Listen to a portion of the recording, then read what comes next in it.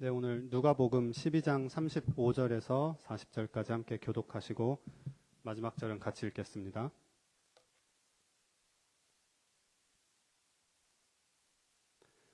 허리에 띠를 띠고 등불을 켜고 서 있으라.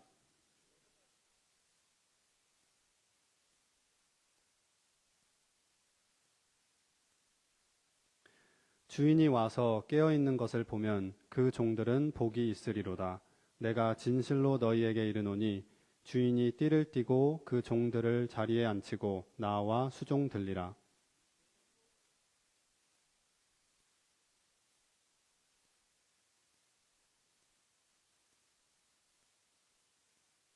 너희도 아는 바니 집 주인이 만일 도둑이 어느 때에 이를 줄 알았더라면 그 집을 뚫지 못하게 하였으리라. 함께 읽겠습니다.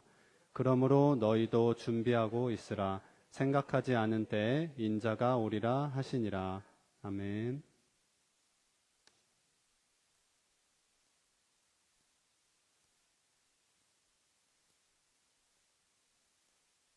우리 이 시간 잠깐 말씀 놓고 기도하겠습니다. 주님, 오늘 이 시간 주님께서 허락하신 이 귀한 말씀, 우리가 주의 말씀으로 받듭니다. 성령 하나님 함께하여 주시고 역사해 주셔서 이 부족한 자의 입술을 통해 선포되는 이 말씀이 주의 말씀으로 여겨지는 놀라운 은혜 있게 하여 주시옵소서. 감사합니다. 예수님의 이름으로 기도했습니다. 아멘. 여러분은 여행 스타일이 어떻게 되세요? 여행 갈 때 어떻게 좀 준비하시는 편이시죠? 네, 철저하게 계획하고 준비된 여행을 즐기시는 분들이 계시겠죠. 그죠?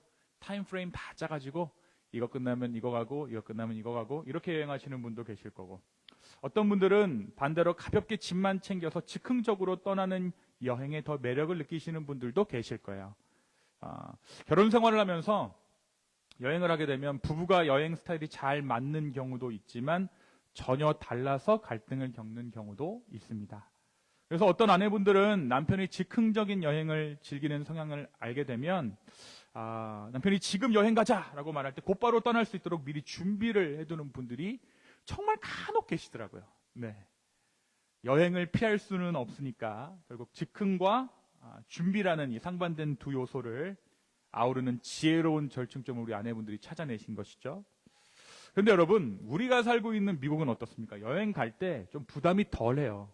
왜냐하면 어느 도시를 가든지 대형 슈퍼마켓이 있기 때문에 다 필요한 거 그곳에서 구비할 수가 있습니다. 어디서든 물건을 살 수 있죠. 아무리 준비가 부족해도 결국 여행지에서 해결할 수 있는 거예요. 그러니까 아무리 준비가 되지 않는 것처럼 보이는 여행, 즉흥적인 여행이라고 하더라도 사실은 이미 무언가 준비된 상황 속에서 우리는 떠날 수 있는 것이죠. 가방 속에 신분증이 있고 신용카드가 있고 길에서 필요한 것을 살 수 있는 시스템이 되어 있으니까 우리가 즉흥 여행도 이 미국에서는 적어도 가능한 것 같습니다. 결국 우리도 모르는 사이에 여행 준비가 되어져 있는 거죠. 생각해보면 우리의 인생도 마찬가지입니다. 학교를 입학하기 위해서 우리가 딱히 무언가를 준비하지는 않았지만 준비가 되어져요. 그죠? 결혼을 위해서 준비가 되는지도 모르고 준비를 했죠. 그죠? 아이를 키우기 위해서도 준비가 되어지는지도 모르고 준비가 되어 있더라고요. 때로는 내가 정확히 이 다음 것을 내가 준비해야겠다라는 생각이 없었는데 이 과정이, 지금 내가 하고 있는 이 과정이 다음 것을 위한 준비였다라는 것을 우리가 다음 단계에서 깨닫게 되는 경우가 있습니다. 우리가 이걸 하기 위해서 이전에 이렇게 했구나. 직장을 다니기 위해서 학교를 졸업했던 거구나. 결혼을 하기 위해서 우리가 직장 생활을 하고 재정들을 모았던 거구나. 우리가 준비되어 있는지 잘 모르는데, 이것을 지금 다음 단계를 위해서 내가 준비를 하고 있는지 잘 모르는데도 불구하고 준비가 되어져 간다라는 거예요. 그러니까 지금 여러분 앉아 계시는 이 상황도 어떻습니까? 무언가를 위해서 준비가 되어져 가고 있는 거예요. 그렇죠? 이처럼 우리는 수많은 인생의 관문들을 지나면서 준비라는 이름의 과정을 거치고 있다라는 거죠. 그런데 성도 여러분, 인생의 모든 준비 가운데 가장 중요한 준비가 있습니다. 그게 뭘까요? 바로 주님을 맞이할 준비입니다. 무슨 준비라고요? 우리 주님을 맞이할 준비. 먼저 오늘 말씀의 배경을 한번 볼까요? 오늘 말씀 12장은요. 예수님께서 제자들과 무리에게 동시에 말씀하시던 장면입니다. 그러니까 제자들도 있었고 무리들도 있었어요. 바로 앞장면에서는 바리새인들의 위선을 경계하셨고요. 제자들에게 하나님을 두려워하라라고 말씀하셨어요. 그리고 뭐라고 말씀하셨냐면 염려하지 말라라고 가르쳤습니다. 그래서 여러분 제가 뭐라고 말씀드렸죠? 염려는 해결의 문제가 아니라 단절의 문제라 그랬잖아요. 그렇죠? 염려는 하지 않는 것이다. 어떤 문제를 해결한다고 해서 염려가 사라지는 것이 아니라 염려는 염려 자체를 끊어내야 된다라고 제가 말씀드렸습니다. 그리고 이어지는 부분에서 바로 지난주 말씀이었죠. 우리가 어리석은 부자를 통해서 재물에 대한 집착이 생명을 보장하지 못한다라는 것을 우리가 함께 나눴습니다. 자, 이러한 흐름 가운데 오늘 본문 35절 이하의 말씀은 깨어 준비하는 삶을 예수님께서 말씀하고 계세요. 예수님은 제자들에게 단순히 돈과 먹을 것을 위해 사는 삶이 아니라 하나님 나라를 기다리며 준비하는 삶, 그것에 대해서 말씀하고 계신 거예요. 그런 삶이 있는 거야. 재물을 모으고 떡을 먹고 사는 삶이 있지만 하나님 나라를 기다리며 준비하는 삶도 엄연히 존재하는 거야. 라고 예수님께서 시선을 지금 옮겨주고 계신 거예요. 그리고 그 준비의 모습이 바로 허리에 띠를 띠고 등불을 켜고 있는 종의 모습으로 비유되고 있습니다. 오늘 말씀 35절입니다. 35절 다 같이 한번 읽어볼까요? 35절 시작. 허리에 띠를 띠고 등불을 켜고 서 있어라. 자, 이 말씀의 맥락이 분명히 준비하라라는 것을 우리가 어렵지 않게 파악할 수 있죠. 허리에 띠를 띠고 등불을 켜라. 뭔가 준비해라. Be ready의 메시지라는 건 알 수 있어요. 그런데 여러분 중요한 지점이 존재합니다. 무엇이냐면 오늘 예수님의 이 35절 말씀은요. 혹시 모르니까 준비하라가 아니에요. Just in case, be ready. 혹시 모르니까 어떤 일이 어떻게 벌어질지 모르니까 준비해라. 이게 아닙니다. 반드시 오시니까 준비해라. 이 말씀이에요. 여러분 혹시 모르는 준비와 반드시 오시는 것을 알고 하는 준비는 같은 준비지만 차이가 굉장히 크죠. 세상의 준비는 어떻습니까? 늘 불확실성에 기반하고 있어요. 어떻게 될지 모르니까 보험도 들고 어떻게 될지 모르니까 적금도 붓고 어떻게 될지 모르니까 연금도 부어요. 그렇죠? 이 준비의 기본적인 마음이 무엇입니까? 두려움과 염려죠. 불안이에요. 그리고 보험 우리 아줌마들 뭐를 자극해요? 불안을 자극해요. 인생 어떻게 될지 몰라. 보험 들라고. 불안과 염려를 자극하는 거죠. 내일 무슨 일이 일어날지 모르니까 대비하라는 것이죠. 우리는 이런 종류의 준비에 굉장히 익숙합니다. 그러나 신앙의 준비는 무엇입니까? 신앙의 준비는 확실한 약속 위에 서 있는 거예요. 예수님 반드시 다시 오십니다. 그날은 연기되지 않고 취소되지 않고 예기치 못한 사고처럼 우연히 오는 것도 아닙니다. 하나님의 때에 반드시 확실하게 이루어질 사건입니다. 그러므로 우리의 준비는 어떻습니까? 믿는 자의 준비는 불안 때문에 하는 대비가 아니라 확신으로 하는 기다림, 확신으로 하는 대비예요.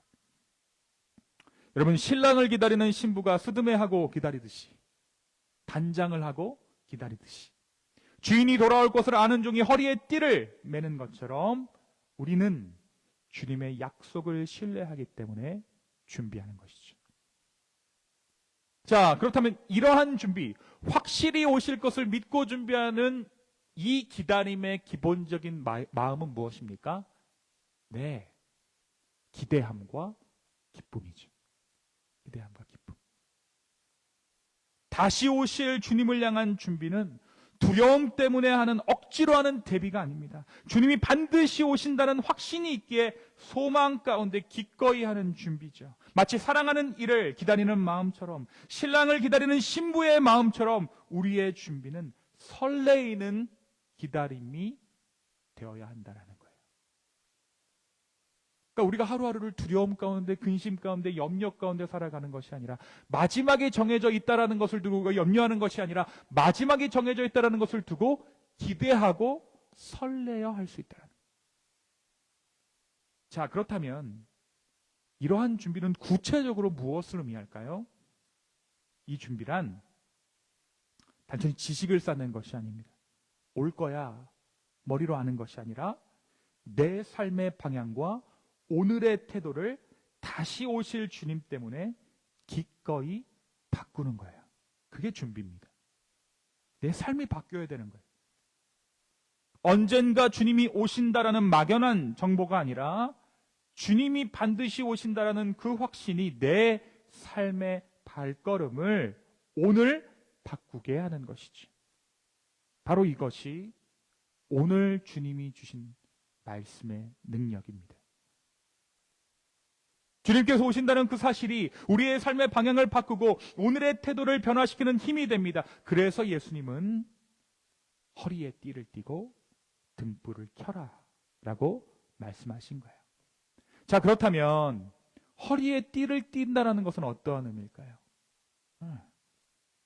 당시 유대인들은 어떠냐면 통천을 옷으로 입고 다녔어요. 그러니까 옷이라고 하는 것이 윗도리 아랫도리 구분해 있는 것이 아니라 그냥 통천입니다. 커튼이에요. 목만 이렇게 뚫려 있는 거예요. 커튼에다 목만 뚫려 있는 거예요. 그럼 어떻게 되겠어요? 입고 뭐를 차야 되죠? 허리띠를 차야죠. 그렇죠? 일을 하려면, 달리려면, 여행을 떠나려면 허리에 띠부터 띠는 거예요. 그러니까 이 허리띠가 굉장히 상징성이 있는 것이죠. 집에 있는 아이들이 우리가 이제 겉옷을 입으면 어떻게 하죠? 엄마, 우리 어디 가? 엄마가 이렇게 퍼져 있다가 간만에 겉옷을 입거나 옷을 입거나 화장을 한다. 엄마, 우리 어디 가? 라고 물어봅니다. 애가 왜 그럴까요? 엄마가 화장을 하면 어딜 가니까. 생전 저런 걸 못 봤는데 엄마가 얼굴에 그림을 그리면 우리가 어딜 가요. 단순히 화장을 하는 행위가 아니라 그 행위가 의미하는 바가 모두 있다라는 거예요. 그러므로 오늘 말씀의 맥락 안에서 띠를 매는 것은 즉시 무언가 행동할 준비, 깨어있는 태도의 상징이에요. 그렇다면 왜 예수님은 제자들에게 그리고 이스라엘 백성들 가운데 허리에 띠를 띠라라고 말씀하셨을까요? 아무런 준비가 안 돼 있던 거예요. 예수님 이제 곧 십자가에 달려 돌아가셔야 되는데 이 이스라엘 상황을 보니까 다 허리에 띠를 풀고 헬렐레 해져 있는 거죠. 허리에 띠를 매는 것과는 거리가 먼 안일함과 방심 가운데 그들이 살아가고 있었어요. 하나님의 나라를 기다린다고 하면서도 실제로는 내일 당장 주님이 오셔도 맞이할 준비가 되어 있지 않았습니다. 종교적 형식은 갖추었지만 마음은 풀어져 있었어요. 역사적으로 보면 여러분 이스라엘은요 애굽에서 해방될 때 허리띠를 졸라매고 유월절을 지켰습니다. 예수님께서 유월절을 지킬 때 뭐라고 말씀하시냐면 허리띠를 매고 유월절 지키라라고 말씀하셨어요. 왜요? 준비가 돼야 출애굽을 하잖아요. 이제 출애굽이 시작될 텐데 유월절을 지킬 때 너희가 허리에 띠를 띠고 있어야 돼요. 여러분 이 띠란 단순한 복장의 차원이 아니라 하나님의 구원을 즉시 따라갈 준비를 의미했습니다. 하나님께서 내가 너희를 인도하겠다라고 말씀하셨을 때 그 말씀을 듣자마자 움직일 수 있는 상태, 곧 하나님의 구원을 향한 즉각적인 순종의 상태를 의미하는 것이죠. 그런데 세월이 흐르면서 이스라엘이 다시 옛날처럼 안일함 가운데 살아가고 있었어요. 하나님이 자신들을 구원하신 그 구원의 목적을 잊어버리고 다시금 세상의 풍요와 안일에 그들이 기대어 살아가고 있다는 거예요. 어떻게 하면 재산을 많이 모을까? 어떻게 하면 내 삶을 풍족하게 할까? 모든 사람이 식민 통치 안에서도 불구하고 그것에 혈안이 돼 있었다는 것입니다. 그래서 주님께서 말씀하시는 거예요. 허리에 띠를 떼라. 허리에 띠를 다시 매라. 곧 내가 유월절 어린 양으로 너희를 위해 희생될 것이다. 그러니 나를 따를 준비를 지금 해라. 예수님 자신이 십자가에서 돌아가심으로 실제로 유월절 어린 양이 되셨죠. 이 말씀하시고 얼마 안 있다 유월절에 예수님께서 어린 양 되셔서 십자가에서 돌아가셨습니다. 출애굽 때 이스라엘이 허리에 띠를 졸라매고 애굽을 떠났던 것처럼 이제 예수님을 따르는 제자들도 허리에 띠를 메고 세상의 애굽을 떠나 하나님의 나라를 향해 가야 한다는 거예요. 자, 예수님 또한 말씀하십니다. 등불을 켜라. 등불을 켜라. 여러분, 이 등불을 켠다라는 건 뭘까요? 고대 사회에서 등불은 단순히 어둠을 밝히는 도구가 아니라 하나님의 백성으로서 깨어있음과 거룩함을 상징하는 거예요. 자, 여러분, 지금 이 장소에 누가 이 장소에서 불을 환하게 한번 켠다고 해봅시다. 핸드폰에 있는 플래시를 누가 이렇게 탁 켠다고 하십니다. 그러면 어떻게 될까요? 그 사람에게만 우리가 집중이 되겠죠. 왜요? 그 사람만 구별되니까. 우리 서울에서 여러분 택시 타보셨죠? 그러면 택시기사가 불을 밝힙니다. 어떻게 해요? 빈 차, 불을 밝혀요. 그럼 사람들이 그 빈 차라는 그것을 보고, 사인을 보고, 저 차가 비었구나, 잡을 수 있겠구나 하는 거예요. 나이트 얘기도 하고 싶은데 제가 안 하겠습니다. 네. 옛날에 그 디스코텍 그 불들이 앞에 항상 있었어요. 네. 그 얘기는 제가 안 할게요. 근데 왜 불일까요? 왜? 구별되는 거예요. 눈에 띈다라는 거지. 근데 이스라엘이 거룩함을 잃어버렸어요. 다시 말해 등불을 껐다라는 거예요. 그들의 사고방식과 그들의 삶은 하나님을 향한 거룩함이 아니라 세상적인 욕망과 종교적인 형식에 사로잡혀 있었습니다. 돈과 종교가 미묘하게 얽혀 있었어요. 다 돈이었습니다. 제사는 드렸지만 그들의 마음은 하나님과 멀리 떨어져 있었어요. 율법을 지킨다고 지켰지만 그 율법의 정신은 사랑과 정의, 긍휼은 그 땅 가운데 찾아볼 수가 없었습니다. 형식과 전통만 남아 있었고 그 끝을 추적하다 보면 결국에 무엇이 잡았을까요? 돈이었어요. 제사장들이 어떻게 불을 축적하는가? 예배를 통해. 종교 지도자들이 어떻게 불을 축적하는가? 예배를 통해. 거룩함이 사라져버린 것이죠. 그러니까 예배를 드리는 사람이 많아지면 많아질수록 그 땅이 거룩해지는 것이 아니라 일부 소수 종교적인 계층들만이 배를 불리고 있었다라는 거예요. 거룩함이 사라져버린 것입니다. 다른 사람들도 마찬가지겠죠. 이들이 불을 끄는 이유는 다양했습니다. 게으름, 분주함, 두려움, 자기의, 그리고 고의적인 반역. 예언자들을 죽이고 하나님의 뜻을 거부하고 오히려 어둠을 더 편안하게 여기는 그러한 삶 말입니다. 그런 식으로 이들이 그들의 등불, 하나님께서 밝히신 그 등불을 꺼뜨렸습니다. 자, 예수님께서 이어서 도둑의 비유를 드시죠. 39절입니다. 39절 다 같이 한번 읽겠습니다. 39절 시작. 너희도 아는 바니 집주인이 만일 도둑이 어느 때에 이를 줄 알았더라면 그 집을 뚫지 못하게 하였으리라. 자, 그런데 여러분, 이 비유를 말할 때 집주인이 만일 도둑이 어느 때에 이를 줄 알았더라면 여기서 시작해도 괜찮잖아요. 근데 앞에 뭐라고 굳이 말씀하시죠? 너희도 아는 바니. 야, 내가 지금 너희들에게 모르는 얘기하는 거 아니야. 너희 다 아는 얘기하는 거야. 나는 너희도 이미 알고 있는 것을 지금 다시금 하는 거야. 여러분, 이 비유를 생각해 봐도 그렇죠. 도둑이 온다라는 것을 아는 것만으로는 아무 소용이 없어요. 실제로 대비해야 해요.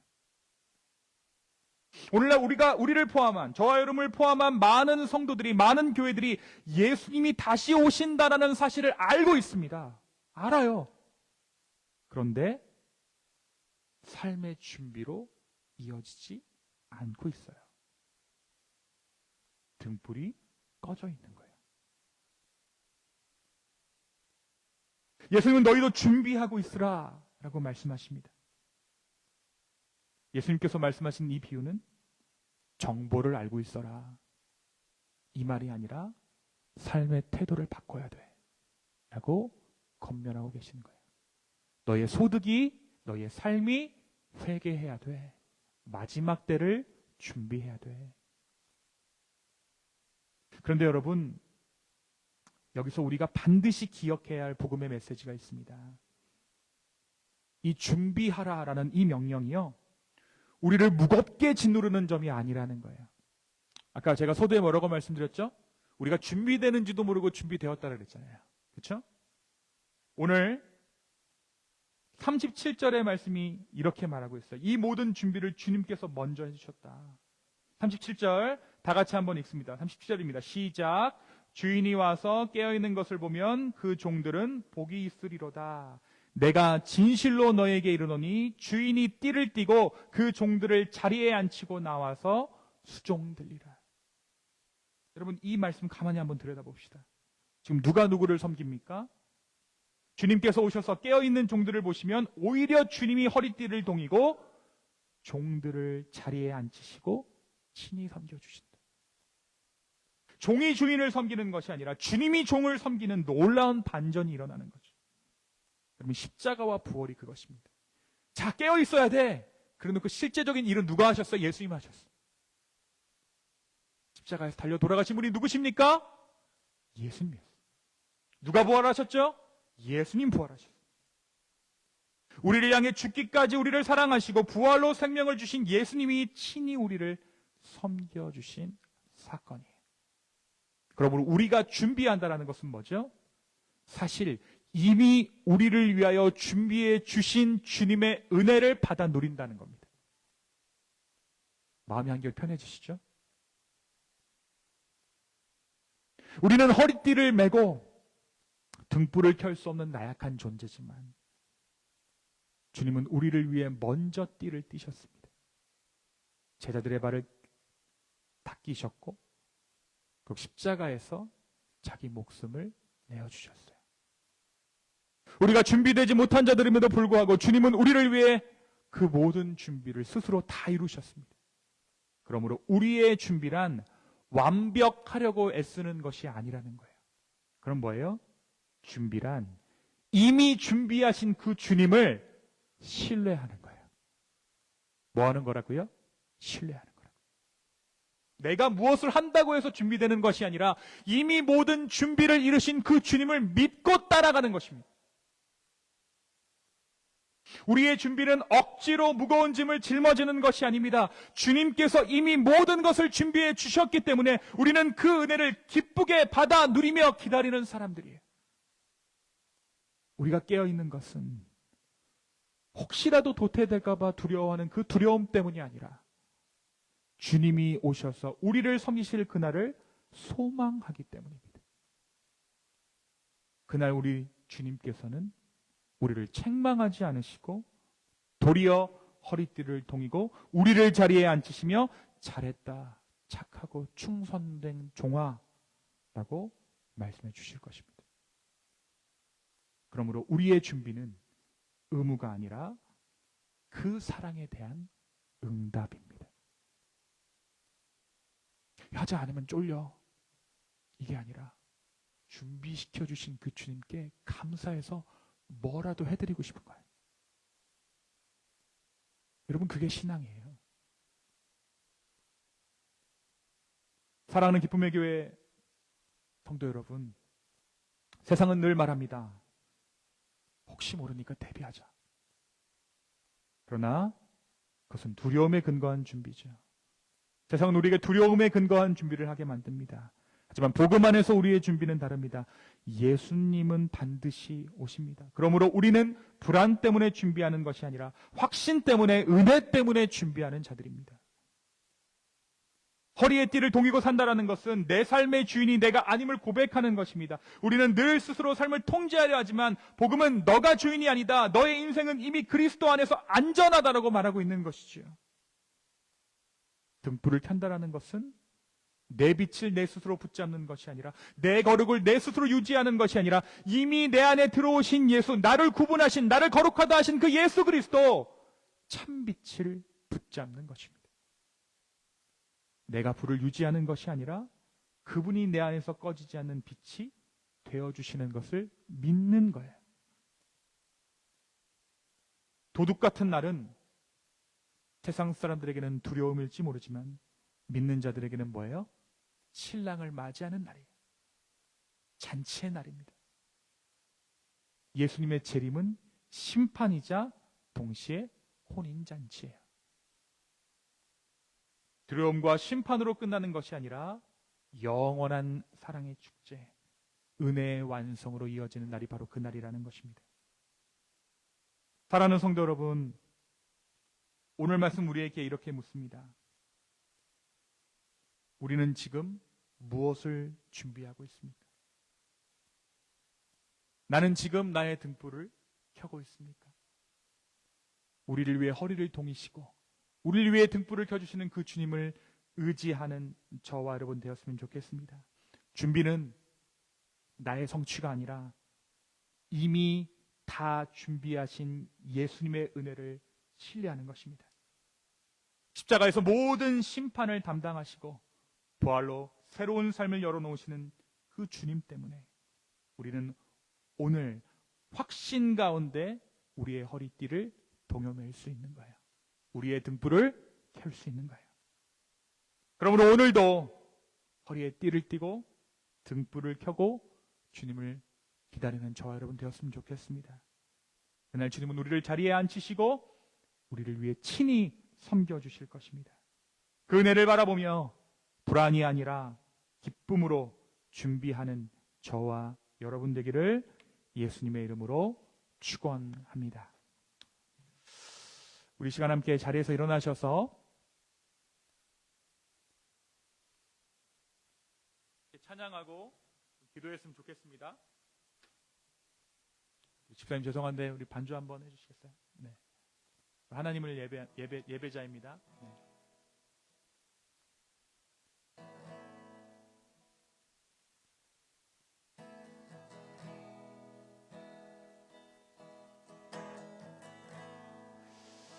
우리 시간 이 고백을 하나님께 좀 드리면서 우리가 예배할 수 있음에 감사하는 이 아침 되기를 원합니다. 하나님, 내 삶의 모든 주권을 주님께 맡겨드립니다라는 그 의탁한 마음을 가지고 이 시간 함께 나아갑니다. 나는 하나님을 예배하는, 나는 하나님을 예배하는 예배자입니다. 예배자입니다. 내가 서 있는 곳,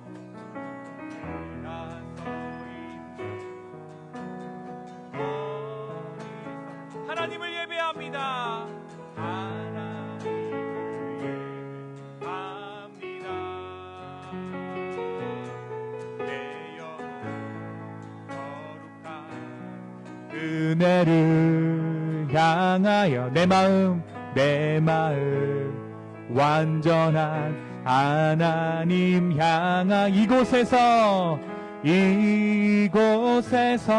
바로 이 시간 하나님을 예배하니 내 영혼 거룩한 은혜를 향하여 내 영혼 거룩한 은혜를 향하여 내 마음 완전한 하나님 향하여 이곳에서 바로 이 시간 하나님을 우리 마지막으로 함께 고백하며 나아가겠습니다. 내 영혼 거룩한 은혜를 향하여 내 영혼 거룩한 은혜를 향하여 내 마음 완전한 하나님 향하여 이곳에서 바로 이 시간 하나님을 예배합니다. 이 시간 함께 기도합시다. 주님, 다시 한번 우리의 삶의 주권을 아버지께 맡겨드립니다. 주님, 우리의 기다림이 두려움에 떠는 그러한 기다림이 아니라 믿음의 확신 가운데 기다리는 은혜의 기다림 되게 하여 주시옵소서. 조바심 내고 덜덜 떠는 것이 아니라 믿음의 확신을 가지고 그 마지막 때를 대비하는 우리 모두 되게 해달라고, 우리 간절한 마음으로 우리의 삶의 모든 시름과 걱정을 주님께 올려드리며 이 시간 함께 기도하며 나아가겠습니다. 함께 기도합시다. 아버지 하나님, 우리의 삶과 우리의 마음을 드립니다. 아버지, 역사하여 주시옵소서. 주님, 내가 서 있는 곳 어디서나 주님을 예배하며 주님 기다립니다. 아버지 하나님, 정말 역사하여 주시고 내 삶 가운데 하나님 말씀하여 주시기를 간절히 원하오니, 주여 우리의 삶 가운데 하나님 역사하여 주시고 은혜 더하여 주시옵소서. 한 사람도 주님 두려움에 노예되지 않을 수 있도록 주여 인도하여 주시고, 믿음의 확신 가운데 주의 은혜로 반응하는 기쁨의 교회 성도들 다 될 수 있도록 주여 역사하여 주시고 은혜 더하여 주시옵소서. 아버지 감사합니다. 주님, 우리가 기다리는 것이 두려움과 조바심이 아니라 믿음으로 주님 기다립니다. 성령님 역사하여 주시고 우리의 마음 가운데 찾아와 주셔서 내가 너와 함께한다, 오늘 우리에게 말씀하여 주십시오. 주님, 또 그 마지막을 준비하는 자들로 주님 앞에 이 거룩한 예물을 구별하여 가지고 나왔습니다. 주님, 등불을 켜는 데에, 허리를 동이는 데에 이 예물이 쓰이게 하여 주십시오. 마지막을 준비하는 곳에 주여 이 예물이 쓰이게 하여 주시옵소서. 이제는 우리 하나님의 사랑과 예수 그리스도의 은혜와 성령의 감화감동 교통하심이 이 마지막 때를 허리를 동이고 등불을 켜고 살아가려 하는 우리 기쁨의 교회 성도분들 머리 위에 이제로부터 영원까지 함께 있을지어다. 아멘.